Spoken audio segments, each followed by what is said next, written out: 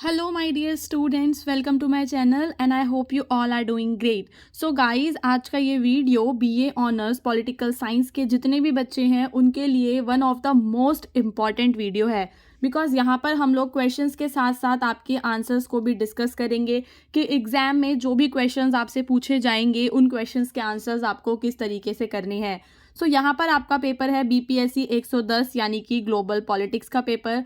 सो यहाँ पे बच्चों मैं आपको सबसे पहले बता दूं कि एग्जाम के अंदर आपको जो टाइम है वो 3 आवर्स का मिलेगा इस पेपर को सॉल्व करने के लिए, और जो आपके मैक्सिमम मार्क्स रहेंगे वो रहेंगे 100। ठीक है। सो सबसे बड़ी बात यहाँ पर आपको जो ध्यान देने वाली है वो ये है कि आपको 5 क्वेश्चंस करने हैं 400 वर्ड्स में, और कम से कम 2 क्वेश्चंस करने हैं हर एक सेक्शन में से। तो ईच क्वेश्चन कैरीज 20 मार्क्स। सो यहाँ पर बच्चों देखो, जो आपके 2 सेक्शंस हैं, सेक्शन 1 एंड सेक्शन 2, तो आपको क्या करना है कि एक सेक्शन में से आप लोग 3 क्वेश्चन कर लेना, दूसरे में से कर लेना 2 क्वेश्चंस। ठीक है। तो इस तरीके से टोटल आपके 5 क्वेश्चंस हो जाएंगे। आपको एक ही सेक्शन के सारे क्वेश्चन नहीं करने हैं, ये बात आपको ध्यान रखनी है। सेक्शन 1 में से कम 2 क्वेश्चन करने हैं और सेक्शन 2 में से भी कम 2 क्वेश्चंस करने हैं। सो स्टूडेंट्स, यहाँ पर चलते हैं हमारे आज के पहले क्वेश्चन पे।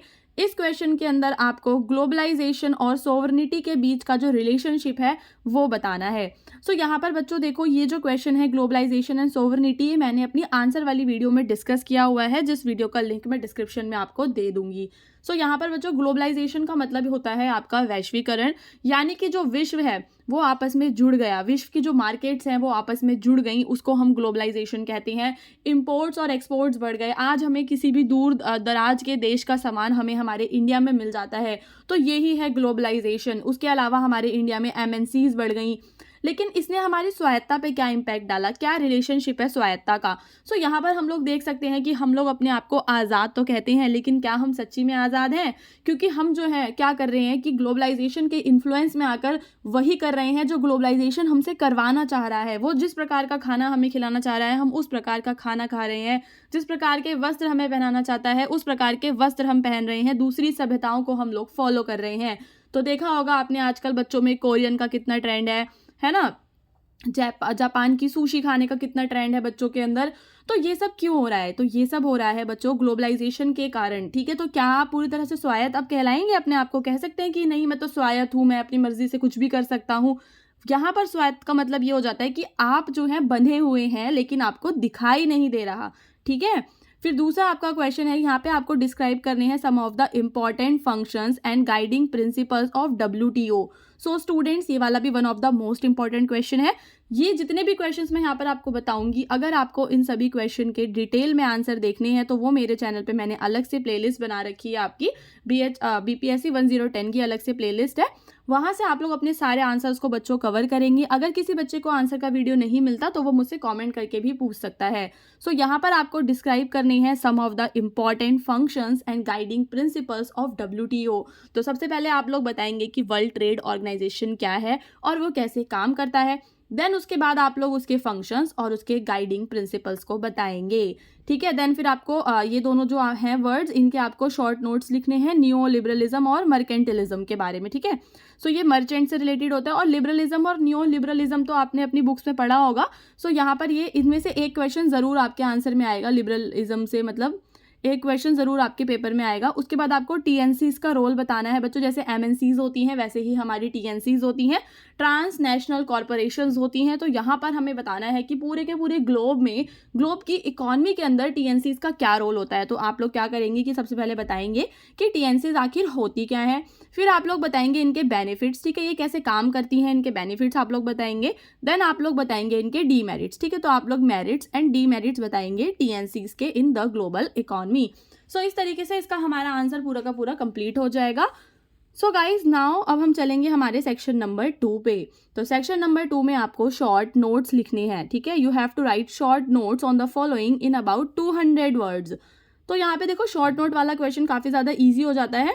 सो कल्चरल डायमेंशंस बतानी है आपको ग्लोबलाइजेशन की। तो कल्चरल डायमेंशंस मैंने आपको बता ही दिया कि किस तरीके से जो ग्लोबलाइजेशन है वहाँ से जो लोग हैं अब लोग हैलोवीन का फेस्टिवल सेलिब्रेट कर रहे हैं, लोग जापान की सुशी खा रहे हैं, कोरियन स्किन लेकर आ रहे हैं। तो ये सारी की सारी क्या है, ये हमारे कल्चर पे इफेक्ट डाल रहा है, ठीक है। जो हमारा कल्चर था, इंडियन जो कल्चर है, वो किस प्रकार से परिवर्तित हो गया, ठीक है। कपड़ों को ही देख लो, अब जो हमारी ड्रेसेस आती हैं वो आती हैं इंडो वेस्टर्न ड्रेसेस। सो इंडो वेस्टर्न का मतलब आप लोग समझते हो कि जो इंडिया भी है और वेस्टर्न से भी कनेक्ट हो रखा है। तो यही है ग्लोबलाइजेशन की कल्चरल डायमेंशंस। और साथ ही साथ यहाँ पर आपका अगला जो टॉपिक है वो है राइट टू एनवायरमेंटल सिक्योरिटी। ये भी आप लोगों को डिस्कस करना है कि राइट टू एनवायरमेंटल सिक्योरिटी क्या है। उसके बाद आपको बताना है what are the key areas of concern in the conservation of natural environment, यानी कि जो हमें अपने नेचुरल एनवायरनमेंट का कंजर्वेशन करना है तो कौन कौन से की एरियाज हैं जिन्हें हमें ध्यान में रखना चाहिए। So what are the key areas of concern in the conservation of our natural environment. ये बहुत ही आसान है, क्योंकि देखो यहाँ पर हमें बताना है ग्लोबल वार्मिंग के बारे में बताना है, डिफॉरेस्टेशन के बारे में बताना है, ये सारे के सारे मेजर एरियाज ऑफ कंसर्न है। वाटर पॉल्यूशन हो गया, एयर पॉल्यूशन हो गया। तो नेचुरल एनवायरनमेंट में आप लोग स्पीशीज़ का बता सकते हो कि जो भी हमारी स्पीशीज़ है उन्हें प्रोटेक्ट करना कितना ज़्यादा ज़रूरी है। देन फिर आपको शॉर्ट नोट्स लिखने हैं। फिर से आपका एक और क्वेश्चन है बच्चों शॉर्ट नोट्स का, जिसमें आपको नॉन ट्रेडिशनल सिक्योरिटी के बारे में बताना है कि जो नॉन ट्रेडिशनल सिक्योरिटी होती है वो क्या होती है।